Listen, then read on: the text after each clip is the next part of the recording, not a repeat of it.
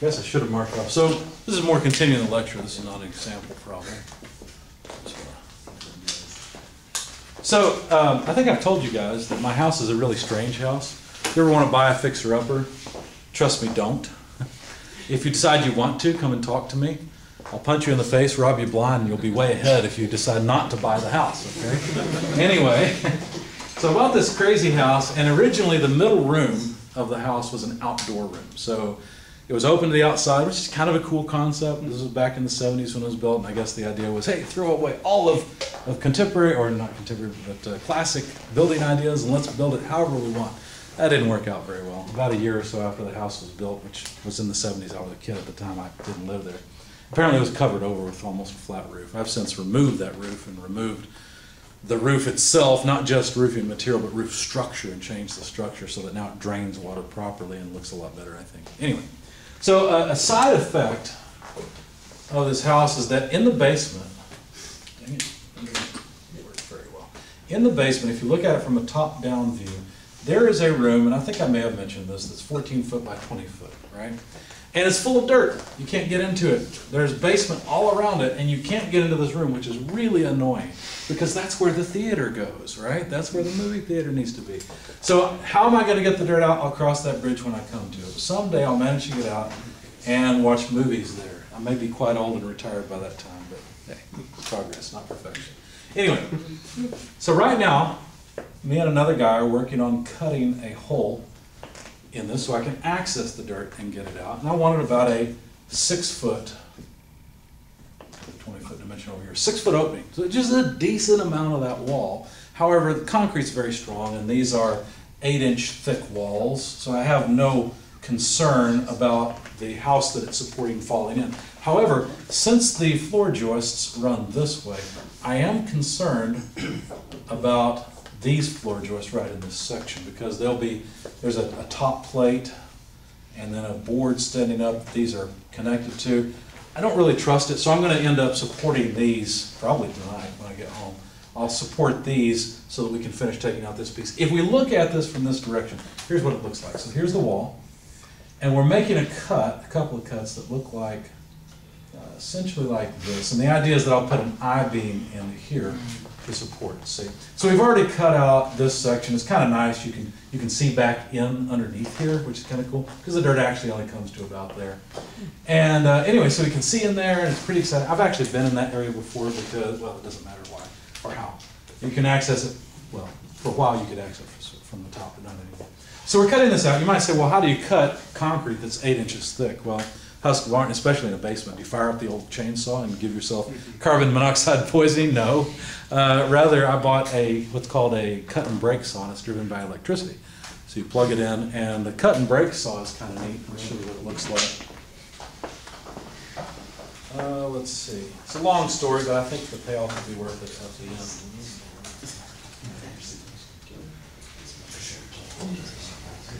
Yeah, it looks just like that. Well, mine doesn't quite look just like that. Mine's a lot dirtier than that because it's been cut in concrete. It's kind of neat. What you can't tell from this view, the magic of this saw is there's 2 blades, not 1. And those 2 blades are side by side, and notice that they're cantilevered. So there's actually a pulley in the middle, and there's a belt that runs back here to this motor, which is quite a beast of a motor. And anyway, that belt runs in between those 2 so that they spin. And what you do is you drive that into, these are just guards that move out of the way, and it's as thin as the blade. So you drive those blades into the concrete, and you can only go in, 3.5, 4 inches, something like that. But now what you've got is a sliver of concrete with 2 cuts on either side. You can literally cantilever it and break it off. So you get about a 3 to 4 inch chunk out of it, and then you can drive deeper into the concrete and just keep going. So you can get through 16 inches with that if you want to. And it's a decent cut speed too. It's pretty impressive. You'd think being electric, it's the little brother that can't really do anything. I want gas power. Well, this thing's pretty serious. But it's not particularly dangerous. People were concerned about me using it. They said, well, you're going to cut your arm off with that thing. No, it's a grinder. That's what it really is. It doesn't have teeth for, taking away large chunks of flesh or anything. It's a grinder. If you've ever, please don't do this. I've accidentally done it. I've used a high-speed grinder and actually put my thumb against it, and all that happened was I got a little friction burn. That's about it. Okay. I didn't leave it there for very long. Okay. But anyway, so that's what we're using to cut this hole. And why did I tell you all of this? Well, you're probably curious how we're cutting the concrete. But here's the interesting part. Let me show you the cuts we've made so far. Like I said, these two pieces right here are gone. But right now we've got a cut that runs down, in fact, let me use a different color for the cut. We've got a cut that runs down this way and another that runs down this way. And you can actually see the dirt, but of course it's really narrow. Okay? We also made a couple of other cuts. You know why? Because if you have a 6 foot by 8 foot by 8 inch thick concrete piece, anybody want to guess how much that weighs? Too much. I calculated it's over 2 tons. 4,800 pounds is how much that weighs. I don't want that falling on me, and I don't want to try and lift it because I can't. Okay? So what we've done is we've also made a cut at the bottom because we've got to release it, but we haven't completely cut it. In fact, I asked him to leave a foot on either side. Not a foot like a 1 foot section, but sort of a foot, something to support it. And I was trying to decide what length of foot we need, because we'd like to cut as much of this as possible. Because see, I've actually got plastic up around this, because with that saw you have to use water to keep the blade cool and to keep the dust down. It's indoors after all. I don't want dust, concrete dust throughout the house. And so I've actually put plastic all around. I've got sort of a section off part with plastic to keep the water and dust down. And I'll have to take the plastic down in order to put up the support, and I don't really want to cut very much concrete with this exposed, right? Because there's still a basement. The basement's unfinished, but let's keep the dust down, So anyway, so he's made a cut, and basically all of this is free. So let me just draw it like that, okay? And so the question becomes, how big do these feet need to be? Well, there's more to it, because I didn't want to take this whole section out, so we've also made a cut up here. Now, I purposely decided to leave some material in between there, and the question becomes then, too, how much material do you leave? What does it depend on? Depends on the weight. Oh, by the way, there's a crack, something like that, okay? So I've got to figure out how to take out this weight of material, and basically the idea is, let's get this upper part, which is heavy, to fall, because it's not quite halfway. This is probably about 3 foot, and this is about 5 foot on up. But there's a couple things I want to do. I want this upper section to fall off, and to fall, I'm going to put wood down, and if it smashes the wood, who cares? It'll just be old wood, and that way it won't break up the concrete floor. Then I've got a jackhammer I borrowed from another buddy who has an electric jackhammer. And so the guy I've hired is going to bust up all the concrete once it falls, right? But how do you keep it from falling ahead of time? Well, I wanted to hold these sections together, so I actually drove some pieces of wood in here. Turned out I just happened to have some pieces of wood that had been cut that fit absolutely perfectly. I got so lucky on this one. You could take a concrete hammer and slam these things in. They just barely would go in, and nice and tight fit. So basically I've got a couple of blocks of wood on either side of these two pushing together so they can't just fall apart. You see that? So anyway, let me get to the part that's interesting. Here's where I use statics on this lower part. Because I'm not too worried about these feet supporting the weight. In fact, when you get to strength of materials, I'll show you how to calculate the amount of length that's required to not exceed the strength of the concrete. Anybody want to guess what kind of distance? This span is a 6 foot span. Like I said, all in all, the concrete weight is about 5,000 pounds. Anybody want to guess what length of foot? Now, of course, it's an 8 foot dimension this way, but what about this way? How long do the feet need to be, theoretically, to support the 5,000 pounds of concrete? 4,800. 5 inches. 4 inches? 5 inches? 6 inches? 6.5? Theoretically, 0.1 inches. 1/10 of an inch is what's required. Theoretically. Now, there's a difference between theory and experience, because that's just a basic, simple, force divided by area type of analysis. If you think about it, because of this crack, actually we could make a free body diagram that looks something like this. And let me, just for the sake of intuition, let me pull this over just a little bit. I know the crack just goes down something like that. Let me pull it over and do this. On the other side, same pivot point, because obviously if this concrete starts to fail, it's going to fail inward like this, right? It's going to fall. It's like it's pivoted up there at the top, right? And there's a force from this upper section of concrete that's just weighing down on it, right? So anyway, so the two segments of concrete look something like that. I've cut out this material because I'm trying to emphasize the point that it's hinged at the top and pushing off of each other. If you analyze it this way from strength of materials, what you find is you need about 2 inches, because think about it, there's also a moment here. Okay, so it's actually more like 2 inches at minimum. And of course, I'm going to have him cut to about 3. I'll live life on the edge. 50% extra, why not? Okay. Actually, there's a good reason. The 3 inches is far more than 50% extra. It turns out that as you increase this length, you greatly increase the strength to resist bending moments. But we'll learn about that in strength of materials. But here's a free body diagram, isn't it? Look, we've got basically half the weight of this upper segment over on one side, and the other half over there. And what has to happen is there has to be a moment like, or a similar load here, weight over 2, right? Plus, what else? Plus the weight of this segment. Let's call this section A and section B. So plus the weight of A has to be supported over here. Whereas on this side, you need weight over 2 plus the weight of section B. Not only that, but there will obviously be a force from body B onto body A, right? And there has to be a similar reaction over here, because think about it, if it weren't for these, this whole piece would tend to rotate clockwise, but because of these two, it'll prevent it from rotating, right? So you can actually calculate, given these various dimensions, and I won't tell you what they all are, it doesn't matter that much. Of course, I did all the calculations in a spreadsheet, but from this fact here and this fact, and by the way, there must be something else going on here, because look, we've got a different force in the vertical direction, don't we? So you have to think about what's going on there to decide, okay, where's the other force that's missing? I'll let you think about that. Anyway, but this free body diagram is helpful because you can decide things like, well, how long does this foot need to be? And, oh, by the way, if I put some support on the side also, which was necessary, because I actually put some little blocks down here also, then analyzing this body is important because I can find out what it's going to take to break it or to keep it from breaking. Not only that, but here's the interesting part. Your intuition is probably saying, wait a second, 2-inch dimension, where does this reaction go? That's a good question, and you actually need strength of materials to decide that, because in reality there's a pressure distribution here that sums up to this force, okay?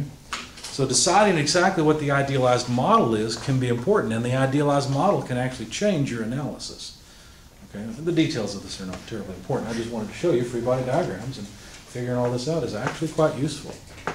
I guess if you want to cut into some concrete, which hopefully none of you will ever do, or never have to do. Okay? Any questions about any of this? Would using explosives be better? Inside the house explosives? No. That's an easy question to answer. However, wait a second, you give me an idea. Explosives and a fire insurance policy. I'd be free of this house. What do you know? I didn't pay that much for this cutter. I bought it used. I think I gave $500 or so for it. And I will have a cutter for sale when I'm done, if you're interested. We might need it in the future. Actually, I plan to cut 4 different holes for doorways. One there, one on this side, and 2 different doorways over there. And they'll all be 6-foot cuts. But fortunately, the other 3 cuts will essentially be isolated from the house, because I could put plastic across this doorway very easily and cut from this side. And most of the living space is in the basement around that, so that'll be a lot cleaner. And then these 2 are actually outdoors, so I can make the cuts from outside there. So this is the worst cut so far. Are you going to have to beam all of them? In fact, I've already got the 4 beams that I need. That's a good question for strength of materials, how to do the math to decide what thickness of beam you need and thickness of material and all those things. And by the way, there are only standard beam sizes that you can buy. And I got really lucky. I was looking on Facebook Marketplace and I found a guy who was selling, he had a variety of beams. And I found it and I thought, oh, that's pretty good, because he only wanted $100, $200 a ton, something like that. No, it wasn't that much. I don't even remember what it was. It may have been something like that. And so I went to look at it. I was preparing. I even put a acetylene torch in the back of my truck. I put a generator and a saw for cutting them because I thought I'd have to. Got out there, met him. He was a real nice guy. He said, "Don't worry about it. I got a whole shop of guys. They'll come over here, pick it up with a fork truck, cut it to whatever length you want, and load it for you." So I thought, yeah, that's the way to go. Well, it's the actual like images of what you're doing, because I'm kind of having a hard time visualizing. Oh, I'll take some pictures. Yeah, sure. I'll take some pictures and share it with you. All right. Concept quiz. The beam and the cable with a frictionless pulley at D support an 80 kilogram load at C. In a free body diagram of only the beam, there are how many unknowns? What do you think? How many unknowns would be here, and what would they be? Would replace support with reaction forces. So there'd be a vertical and horizontal, too, right? Okay. What about here at B? There's going to be tension in the rope, right? So a tension force up this way. How about at E? The same tension. Because think about it. This is a frictionless pulley, so the tension on both sides are the same. It's at a different angle, it'll have a different effect on the beam, but there's only T, right? We'd have weight, of course, of the beam, but hopefully that would be a known. We know the mass of the beam, or of the load that's being supported at C. So how many unknowns would there be? 1, 2, 3. So I say 3 forces. Does that make sense? Any questions on that? How would you calculate the magnitude of AX? Well, what would it be related to? X component of the E. Just from here in this direction, right? E is going to be the only thing that gives you a horizontal component. Good. Another concept quiz. If the directions of the force and the couple moments are both reversed, so the direction of the force is now like this, the couple's like this, what will happen to the beam? Well, first of all, let's figure out what this couple does. It tends to rotate the entire beam about B counterclockwise. You might say, well, wait a second, it's over here. It doesn't matter. Remember that a couple, or a moment, a pure moment, it doesn't matter where you put it on the body, it will have the same effect on the body. How about this force? Does it cause a counterclockwise or a clockwise moment? You don't actually have to break up the force into its components. Here's the easier way. Break up the moment arm into components. Instead of having that moment arm, you can't see it, with this one. Instead of that moment arm, you still can't see it. Goodness. Let's try blue. If that doesn't work, I'll give up. I give up. Think about it this way. Extend this line and think about the distance like this. You see? There's the moment arm. It's not a very long moment arm, but it's to the left. The force passes to the left of B, and therefore will cause a counterclockwise moment. So both of these, the force and the moment, are causing the beam, or trying to make the beam rotate counterclockwise. So if we reverse both, it would try to cause it to rotate counterclockwise. So your first initial impression would probably be that the beam will lift from A, right? Because there's nothing keeping it from it. Be careful with that. It depends on the particular problem, because sometimes when we draw a schematic like that, what we really mean is something that looks like this. We mean something where there is a grounded constraint on either side of the wheel. See that? And so it depends on the problem as to whether or not the normal force can come in from either direction. You see that? Because if we try to twist this way, it's possible there's material here to prevent that. And maybe the wheel may be captive. So just be careful about that. Most of the time, I mean, if I gave you a figure like this, sure, it's going to lift off at A, right? That's what's going to happen. But just make sure it's not a little bit more constraining type of problem. All right, that's a group problem solving problem. Again, I don't go through this. I would like for you guys to go through them as a group, but unfortunately I might include those in future versions of this class, but in this version, I don't know how much time I'm going to have, and I feel like I'm going to be behind. I want to make sure we get through all the materials. So what you might do, consider forming study groups. I don't think I've told you guys this. I was in a study group with two other guys, primarily through chemical engineering. One was Jerry Tsing, and how you actually say his first name we didn't know, so he just called himself Jerry. He told us a couple times and we couldn't say it, so we gave up and he called himself Jerry. And then the other guy, his name was fun to say. We called him Tomo. His full name was Tomotaka Watanabe. So he's from Japan. So we called him Tomo. And they were real good guys. And it was me and those two, and we would get together and study. We were in most of the classes together. And I learned more from those guys, and they learned a lot from me too than I would have just from the textbook. I know this is a commuter campus, but if you have the chance, you should certainly form study groups.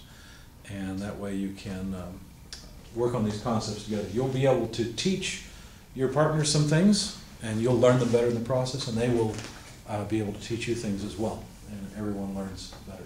So these group problem solving challenges are very good, and they're in the slides. They're available to you.